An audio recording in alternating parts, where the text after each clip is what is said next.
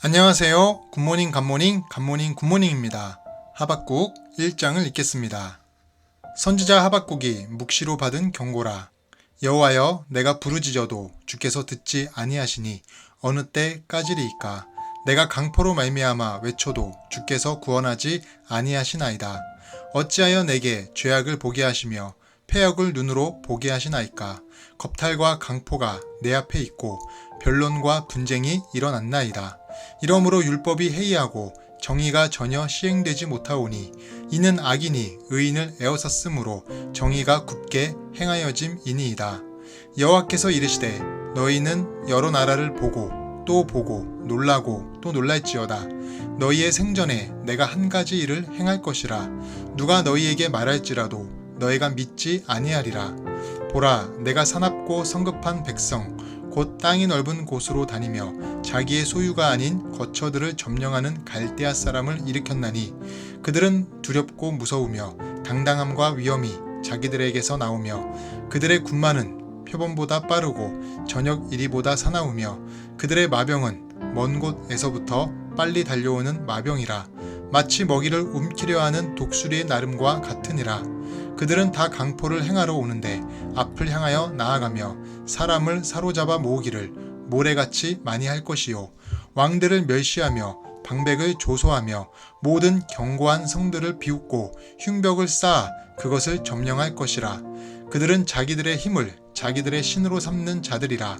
이에 바람같이 급히 몰아 지나치게 행하여 범죄하리라. 선지자가 이르되 여호와 나의 하나님, 나의 거룩한 이시여, 주께서는 만세전부터 계시지 아니하시니까 우리가 사망에 이르지 아니하리이다. 여호와여, 주께서 심판하기 위하여 그들을 두셨나이다. 반석이시여, 주께서 경계하기 위하여 그들을 세우셨나이다. 주께서는 눈이 정결하심으로 악을 참아 보지 못하시며 패역을 참아 보지 못하시거늘 어찌하여 거짓된 자들을 방관하시며 악인이 자기보다 의로운 사람을 삼키는데도 잠잠하시나이까. 주께서 어찌하여 사람을 바다의 고기 같게 하시며 다스리는 자 없는 벌레 같게 하시나이까. 그가 낚시로 모두 낚으며 그물로 잡으며 투망으로 모으고 그리고는 기뻐하고 즐거워하여 그물에 제사하며 투망 앞에 분향하오니 이는 그것을 힘입어 소득이 풍부하고 먹을 것이 풍성하게 됨이니이다.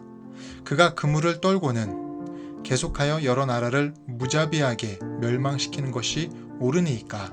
아멘. 하박국은 포옹하다, 껴안다라는 이름의 뜻을 가진 선지자입니다. 그는 악인들이 득세하고 오히려 의인들은 고통당하는 현실을 보고 원통한 마음으로 하나님께 질문하고 있습니다. 우리도 이처럼 신앙생활할 때 여러 이해되지 않는 상황으로 인해 물음표를 갖습니다. 예를 들어 착한 사람들은 고통을 당하고 나쁜 사람들은 번창할 때 하나님의 공의와 정의에 대해서 물음표를 갖습니다. 또 우리가 믿음으로 순종했는데 그 결과가 좋지 않았을 때 하나님의 인도하심에 대한 물음표를 갖습니다. 또 하박국처럼 믿는 자들은 고통을 받는데 믿지 않는 사람들이 더 잘되는 것을 보면서 하나님의 사랑과 은혜에 대한 또 구원에 대한 물음표를 던집니다. 누구나 물음표를 갖지만 이런 물음표가 신앙에 대한 의심이나 체념의 마침표로 끝나서는 안 됩니다. 출발은 물음표이지만 도착지는 다를 수 있기 때문입니다. 어떤 길은 물음표로 인한 불신앙의 자리로 또 다른 길은 진리를 추구하는 믿음의 자리로 가는 것입니다. 한번 생각해 보십시오. 현재 나의 물음표는 어떤 목적지로 가고 있습니까? 신앙의 물음표는 하나님의 말씀 속에서 답을 찾는 것입니다. 우리는 육을 가진 영적인 존재인데 세상의 가치관으로 살다 보면 세상의 것들로 답변을 내곤 합니다. 그러나 우리가 하나님의 말씀 속에서 답을 찾는다는 것은 고통이 억울함과 분노가 되지 않고 또 아픔이 슬픔과 상처로만 되지 않고 그리고 질병으로 인해 위축되거나 자포자기 되지 않는 것을 경험하는 것입니다. 그래서 우리 앞에 놓여있는 이해할 수 없는 물음표는 하나님의 말씀이 이루어질 기회인 것입니다. 바로 이것이 하나님의 느낌표입니다. 느낌표는 대개 감탄문과 감탄사에 쓰입니다. 아, 내 인생에 하나님께서 말씀하신 것을 성취하기 위해 그동안 이런 일이 생긴 것이구나. 또 이런 상황이 생겼구나. 마찬가지로 창세기의 요셉도 자신이 가진 고난을 겪으며 이집트에 먼저 오게 된 이유가 크나큰 대흉년에서 이스라엘 민족을 구원하기 위한 하나님의 은혜와 섭리인 것을 나중에 깨닫게 되었습니다. 바로 이것이 요셉이 느낀 하나님의 느낌표인 것입니다.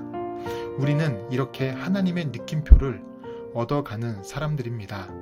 이해되지 않는 삶의 물음표로 좌절하지 마시고 말씀을 붙잡고 삶의 여정을 기쁘게 걸어가는 모두가 되시길 바라겠습니다.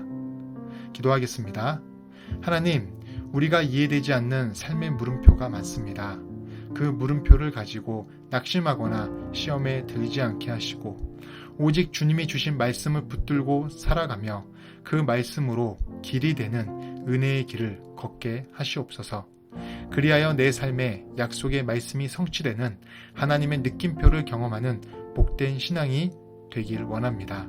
감사하며 예수님 이름으로 기도드립니다. 아멘.